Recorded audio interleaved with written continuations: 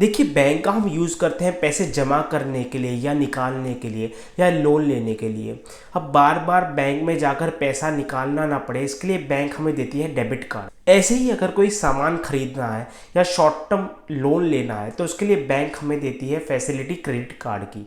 और ये facility bank हर किसी को नहीं देती, ये फैसिलिटी बैंक कुछ ही लोगों को देती है जिन पर बैंक को भरोसा है कि ये कमाकर इस लोन को चुका पाएगा। बैंक एक मैन्युफैक्चरिंग यूनिट डालकर पैसे नहीं कमाता, ये लोगों से पैसे डिपॉजिट के फॉर्म में लेता है और उस डिपॉजिट को ये एज ए लोन लोगों को बांटता है और उस पर जो इंटरेस्ट अमाउंट आता है उससे ये अपना प्रॉफिट बनाता है। ये मेजर तरीका होता है बैंक का पैसा कमाने का, इसलिए जितने ज़्यादा लोग लोन लेंगे उतना ज़्यादा बैंक पैसा कमाएगा।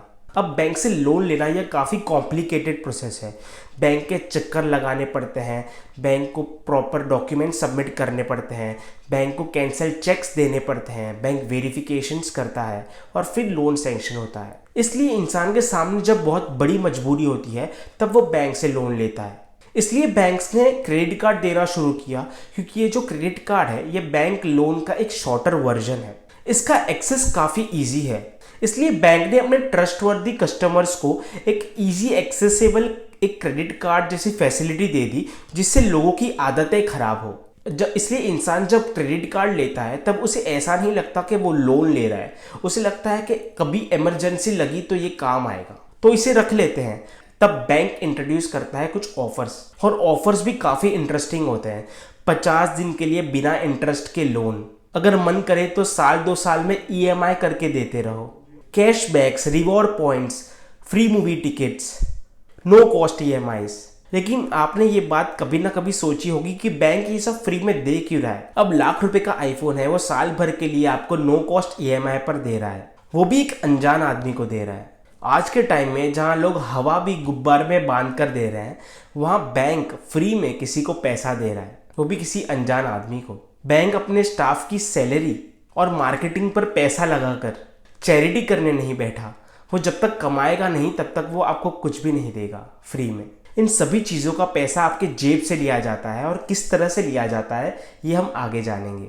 चलिए हम एक एग्जाम्पल से समझते हैं। एक क्रेडिट कार्ड है जिसकी साइकिल है 1 अप्रैल से 1 मई तक की। तो 1 अप्रैल से 1 मई तक आप जो भी शॉपिंग करोगे उसका बिल 2 मई को जनरेट होगा, और जो उसकी पेमेंट होगी वो आप 20 दिन के बाद कर सकते हो। इसका मतलब कि अगर 2 अप्रैल को आपने कुछ परचेस किया है तो आपको 50 दिन का टाइम मिलता है उसे पे करने का। और बैंक आपको इतना टाइम इसलिए देता है कि जो 1 अप्रैल से 1 मई का टाइम है इसमें आप ज़्यादा से ज़्यादा शॉपिंग करो और आपकी हर ट्रांजैक्शन से बैंक को फ़ायदा हो। देखिए, ये पूरा गेम समझने से पहले आपको एक बात समझनी होगी। Network company, visa, master card, American express, ये सारी नेटवर्क कंपनीज होती है, और इंडिया की नेटवर्क कंपनी का नाम है रुपे। देखिए, आज से काफ़ी टाइम पहले जब ATM नया नया आया था तो जिस बैंक का डेबिट कार्ड होता था उस बैंक के ATM पर जाकर आप विड्रॉ कर सकते थे। अगर ICICI बैंक का डेबिट कार्ड है तो आप ICICI बैंक के ATM से ही इसको विड्रॉ कर सकते हैं। जबकि ATM की और ATM मशीन्स की जो फैसिलिटी थी हर बैंक की वो सेम थी। अगर सब बैंक्स चाहते तो वो सबके लिए एक कॉमन ATM भी कर सकते थे, लेकिन उसके बाद भी यूज़ करने नहीं देते थे, बिकॉज उसके लिए कस्टमर की डिटेल्स उनको बैंक के साथ, दूसरे बैंक के साथ शेयर करनी पड़ती थी, और अगर ऐसा होता तो उनके कस्टमर्स की डिटेल उनके कॉम्पिटिटर्स के पास चली जाती। अगर ICICI बैंक्स के कोई प्रीमियम कस्टमर्स है और उनकी डिटेल्स अगर HDFC बैंक के पास चली गई तो ये हाई चांसेस है कि HDFC बैंक उनके प्रीमियम कस्टमर्स को रीच आउट करके उनको कोई अच्छी ऑफर दे के अपने कस्टमर्स ना बना ले, और पता चले कि इस ATM को यूज़ करने के चक्कर में दोनों ही बैंक्स अपने अपने कस्टमर्स को खो रहे हैं। तो कोई भी बैंक अपने कॉम्पिटिटर को अपने कस्टमर का डेटा नहीं शेयर करेगा, और ये डर भी काफ़ी जेन्युइन था। तो यहाँ पर नेटवर्क कंपनीज पिक्चर में आती है, जैसे visa, master card, American express, RuPay. उन्होंने कहा कि ऐसे तो हर बैंक का नुकसान है, क्योंकि ऑल ओवर इंडिया में ऐसी बहुत सी मशीन्स लगानी पड़ेंगी जिसके लिए काफ़ी पैसा लगाना पड़ेगा और इंफ्रास्ट्रक्चर भी काफ़ी अच्छा लगाना पड़ेगा। तो आप एक काम करो कि आप कस्टमर की डिटेल्स आपस में मत शेयर करो, आप हमें शेयर कर दीजिए। जब कोई ATM लेकर आएगा तो हम खुद उसकी डिटेल्स वेरीफाई करेंगे, और जब डिटेल्स वेरीफाई हो जाएंगी तब आप एक दूसरे को अपने ATM में जो ट्रांजैक्शंस है वो परफॉर्म करने दे देना। और रही बात जो कस्टमर्स की डिटेल है, वो हम किसी से भी शेयर नहीं करेंगे, उसे हम अपने पास मेंटेन करके रखेंगे कॉन्फिडेंशियली। और इस बात को हर बैंक ने एक्सेप्ट कर लिया। तब से अगर आपके पास किसी भी बैंक का एटीएम कार्ड हो तो आप किसी भी बैंक के एटीएम से जाके उसे विड्रॉ कर सकते हैं। इसीलिए आपके पास किसी भी बैंक का क्रेडिट कार्ड हो और दुकानदार के पास किसी भी बैंक का मशीन हो, उससे आप ट्रांजैक्शंस कर सकते हैं। और ये सब है वीज़ा, मास्टर कार्ड और इनकी वजह से। जितने भी लोग कार्ड्स यूज़ करके ये पैसे का ट्रांजैक्शंस करते हैं, उनकी सारी डिटेल्स इन नेटवर्क कंपनीज के पास होती हैं। और ये सारी नेटवर्क कंपनीज अमेरिकन कंपनीज हैं। लेकिन गवर्नमेंट ने ये रूल लगाया हुआ है कि इंडिया का सारा डेटा इन कंपनीज को इंडिया में ही संभाल कर रखना है। इसलिए इनके जो भी डेटा सेंटर्स होते हैं वो इंडिया के ही अंदर होते हैं। वीज़ा, मास्टर कार्ड का यूज़ करके आप ऑल ओवर इंडिया में कहीं पर भी ट्रांजैक्शंस कर सकते हो। और दुनिया का कोई भी बैंक हो, वो सिर्फ इन नेटवर्क कंपनीज से आपका डेटा वेरीफाई करेगा और आपको ट्रांजैक्शंस करने देगा। अब देखिए, जो नेटवर्क कंपनीज है ये इतना सारा काम कर रही हैं और ये अपना डेटा सेंटर्स मेंटेन कर रही है, तो ये कोई भी चीज़ फ्री में तो करेंगी नहीं। तो अब हम ये जानते हैं कि ये नेटवर्क कंपनीज कैसे पैसा कमाती हैं। देखिए, जब आप अपना क्रेडिट कार्ड निकाल कर कोई ट्रांजैक्शन करते हो तो इस ट्रांजैक्शन में 4 पार्टीज इन्वॉल्व होती हैं: network company, issuer bank, acquiring bank और शॉपकीपर। नेटवर्क कंपनी तो मैंने आपको बता ही दिया है। इशूअर कंपनी वो होती है जिस बैंक का क्रेडिट कार्ड आपके पास होता है। अगर आपके पास HDFC बैंक का क्रेडिट कार्ड है तो उस केस में इशूअर बैंक होगी HDFC बैंक। दुकानदार जिस भी बैंक की मशीन यूज करके आपके पैसे काटता है उस बैंक को बोलते हैं एक्वायरिंग बैंक। अगर दुकानदार के पास ICICI बैंक की मशीन है तो उस सिचुएशन में जो एक्वायरिंग बैंक होगी वो होगी ICICI बैंक। और चौथा आदमी होता है दुकानदार। अब मान लीजिए आपने कोई 100 रुपये का प्रोडक्ट परचेज किया है जिसके लिए आपने अपना HDFC बैंक का क्रेडिट कार्ड निकाला और शॉपकीपर ने अपना ICICI बैंक का मशीन निकाला, तो उस केस में इशूअर बैंक होगी HDFC बैंक और ICICI होगा एक्वायरिंग बैंक। जैसे ही आप अपना कार्ड उस मशीन में लगाओगे वैसे ही वीज़ा, मास्टर कार्ड और अमेरिकन एक्सप्रेस आपके डेटा को खुद वेरीफाई करेंगे। इशूअर और एक्वायरिंग बैंक को अप्रूवल दे देंगी। जैसे ही नेटवर्किंग कंपनी से अप्रूवल आएगा, इशूअर बैंक एक्वायरिंग बैंक को 98 रुपीज़ ट्रांसफ़र कर देगी और एक्वायरिंग बैंक उस 98 रुपीज़ में से 97 रुपीज़ उस शॉपकीपर को दे देगा और 1 रुपया खुद के पास रखेगा। और एक्वायरिंग बैंक उस 1 रुपये में से 50 पैसा नेटवर्किंग कंपनी को देगा और 50 पैसा खुद के पास रख लेगा। 2 रुपया जिस बैंक का क्रेडिट कार्ड आपके पास था उसने कमाया, 50 पैसा नेटवर्किंग कंपनी ने कमाया और 50 पैसा जिस कंपनी का मशीन था उसने कमाया। ये प्रोसेस जो मैंने आपको बताया ये भी सिर्फ समझाने के लिए था और ये परसेंटेज चेंज होता रहता है। देखिए, यही रीज़न है कि दुकानदार मना करता है और पैसे ज़्यादा मांगता है जब आप उसे क्रेडिट कार्ड दिखाते हो।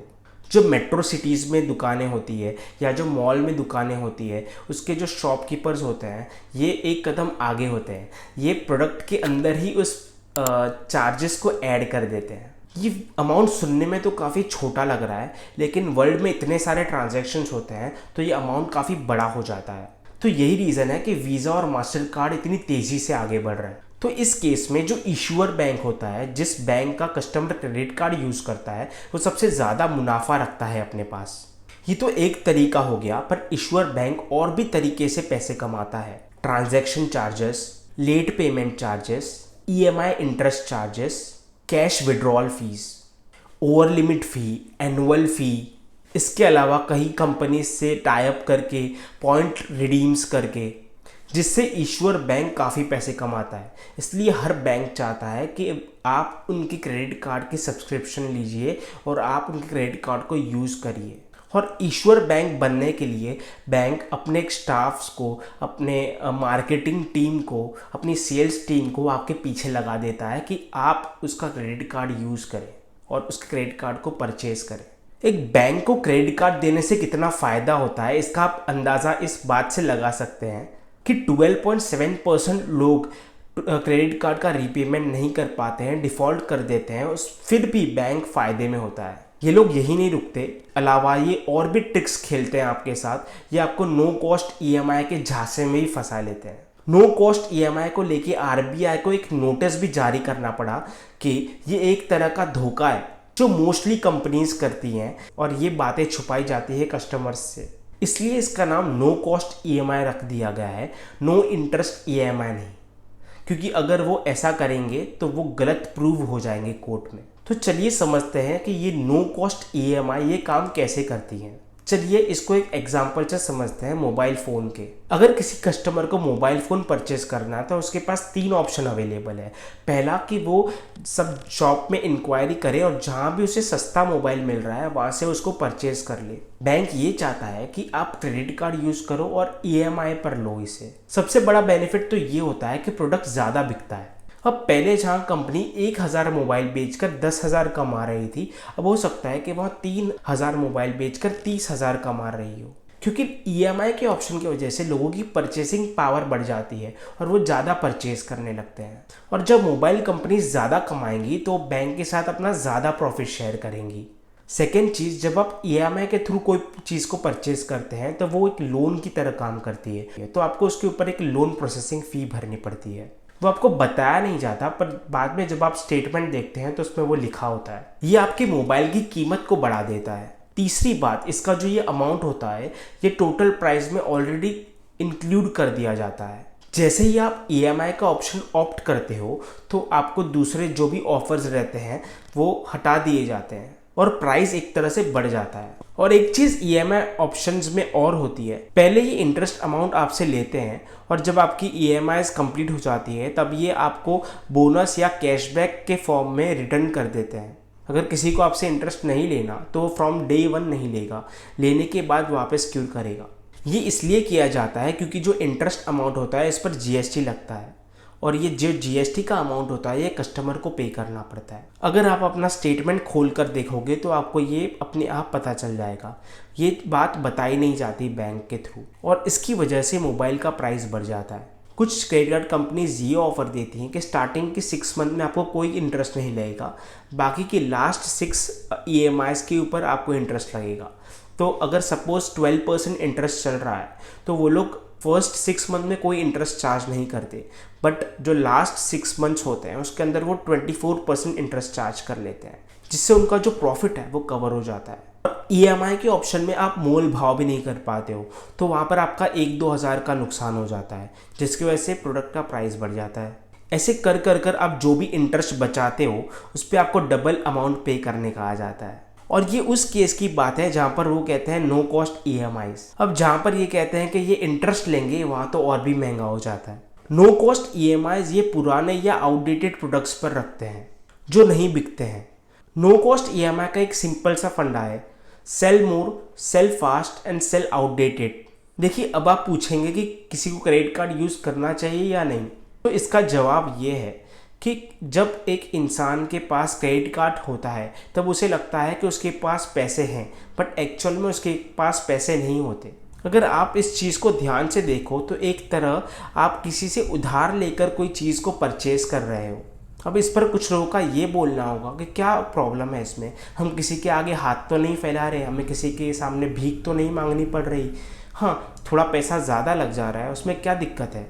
लोगों का ये कहना है कि चलिए अपना काम तो हो रहा है। आपकी बाइंग कैपेसिटी को बढ़ाकर आपकी आदत खराब की जाती है ताकि वो सामान भी आप खरीद पाओ जो आपको नहीं खरीदना चाहिए। आप मुझे एक बात बताइए, अगर ईएमआई की फैसिलिटी ना हो तो क्या इतने सारे लोग आईफोन खरीद पाएंगे, वो भी इतना सारा पैसा देकर एक साथ? इस ईएमआई की वजह से जिसकी सैलरी 30 से 35 हज़ार है वो भी आईफोन खरीद रहा है ईएमआई पर।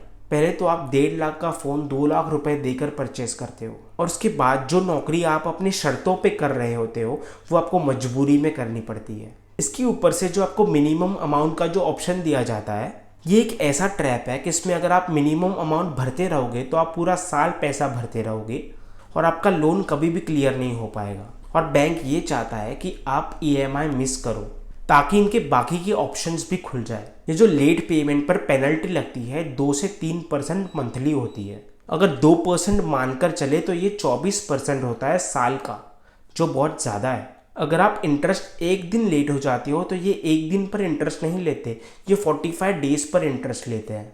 आपने अगर मूवीज़ देखी होंगी तो उसमें आपने देखा होगा कि जो ज़मींदार होता है वो लोगों की ज़मीन गिरवी रखता है और उन्हें पैसा देता है। वो गरीब इंसान या वो फार्मर वो खेती बाड़ी कर कर मेहनत करके अपने सारे पैसे चुकाने की कोशिश करता है, फिर भी अपनी पूरी ज़िंदगी में उसके पैसे नहीं चुका पाता है। क्रेडिट कार्ड आज के ज़माने का वो ज़मींदार है जिसको अगर आपने सही तरह से यूज़ नहीं किया तो ये आपको बर्बाद कर देगा। देखिए, अगर क्रेडिट कार्ड का सही तरीके से इस्तेमाल किया जाए तो इससे अच्छा कोई ऑप्शन ही नहीं है। देखिए, सबसे पहले आपको क्रेडिट कार्ड से वही चीज़ खरीदनी है जिसका पैसा आपके पास हो, इस उम्मीद में कि आगे पैसे आ जाएंगे, कल आप अमीर हो जाएंगे। अगर आप कोई चीज़ परचेज करेंगे तो आप एक डेब्ट ट्रैप में फंसेंगे। मान लीजिए आपको एक 1.5 लाख का आईफोन लेना है, आप उसे क्रेडिट कार्ड से भी परचेज कर सकते हो, बट वो जो 1.5 लाख रुपये आपके पास है आप उसे एक शॉर्ट टर्म एफडी की तरह इन्वेस्ट कर सकते हो और उससे जो भी इंटरेस्ट आ रहा है उसे आप कमा सकते हो। और जो आप 1.5 लाख से क्रेडिट कार्ड से जो फ़ोन परचेज कर रहे हो वो उसका जो आपको इंटरेस्ट फ्री मिल रहा है वो एक बेनिफिट है आपके लिए। देखिए, कभी भी आप क्रेडिट कार्ड की पेमेंट करते हैं तो हमेशा फुल पेमेंट करनी है आपको, कभी भी मिनिमम पेमेंट के चक्कर में ना पड़े।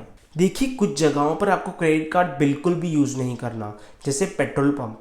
यहाँ पर 1% सर्विस फ़ी और 7.2% जीएसटी चार्जेस लगते हैं। सर्विस फ़ी तो कुछ केसेस में रिफ़ंड हो जाती है, बट जीएसटी आपको कोई भी हालत में रिफ़ंड नहीं मिलेगा। आईआरसीटीसी पर जब आप टिकट बुकिंग करते हो तब आपको क्रेडिट कार्ड को यूज़ नहीं करना है। पेटीएम, जीपे, अमेज़ॉन पे, इनके वॉलेट में पैसे ऐड करने के लिए आपको कभी भी क्रेडिट कार्ड यूज़ नहीं करना है। इस पर 2 से 3% फ़ी पे करनी होती है और जीएसटी अलग से देना होता है। दूसरा, आपको किसी भी कीमत में क्रेडिट कार्ड से कैश विड्रॉ नहीं करना है। अगर आप ऐसा करते हैं तो आप बहुत ही बुरे डेब्ट ट्रैप में फंसेंगे। बैलेंस ट्रांसफ़र, यानी कि किसी एक क्रेडिट कार्ड से दूसरे क्रेडिट कार्ड की पेमेंट नहीं करनी है, क्योंकि अगर आप ऐसा करेंगे तो इंटरेस्ट रेट और प्रोसेसिंग फ़ीस एक्स्ट्रा लगेंगी। इंश्योरेंस या एलआईसी की जो पेमेंट करनी होती है उसके लिए भी आपको क्रेडिट कार्ड का यूज़ नहीं करना है। जो क्रेडिट कार्ड का बिल जनरेट होता है उसे कैश या चेक से भी नहीं पे करना चाहिए, क्योंकि उसमें भी फीस बढ़ जाती है। आप साल में 1 या 2 बार फ़्लाइट यूज़ कर रहे हैं और उसके लिए आपने फ़्लाइट या लॉन्च वाला क्रेडिट कार्ड लेकर रखा है तो वो आपके लिए एक मुश्किल क्रिएट कर सकता है आगे जाकर। अगर आप अमेज़ॉन से ज़्यादा चीज़ें परचेज़ करते हैं तो उसके लिए आप अमेज़ॉन इंटीग्रेटेड कार्ड परचेज़ करिए, ताकि आप जब ऑनलाइन कुछ परचेज़ करें तो उसमें आपको बेनिफिट मिले।